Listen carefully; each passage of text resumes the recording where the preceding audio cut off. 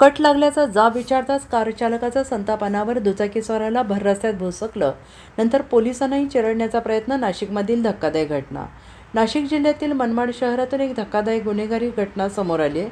गाडीला कट मारल्याच्या एका अतिशय किरकोळ कारणावरून कार चालकाने एका दुचाकीस्वाराला चाकूने जीवघेणा हल्ला केला. या मजूर कार चालकाने दुचाकीस्वाराच्या पोटात थेट चाकूने वार करून त्याला रक्ताच्या थारोळ्यात पाडले. हा संपूर्ण थरारक प्रकार परिसरातील CCTV कॅमेऱ्यात कैद झाला आहे आणि या घटनेमुळे संपूर्ण मनमाड शहरात खळबळ उडाली आहे. इरफात बेग असे या हल्ल्यात गंभीर जखमी झालेल्या दुचाकीस्वार तरुणाचं नाव आहे. इरफात हा आपल्या दुचाकीवरून मनमाड शहरातील चोपडा पेट्रोल पंपाजवळून जात होता. त्याचवेळी येवल्याच्या दिशेने सुसाट वेगाने जाणाऱ्या एका कारचा इरफातच्या दुचाकीला कट लागला. या गोष्टीचा जाब विचारण्यासाठी इरफातने कार चालकाला अडवले. मात्र कार चालकाला याचा राग आला की त्याने कसलाही विचार न करता थेट चाकू काढला आणि इरफातच्या पोटात खुपसला.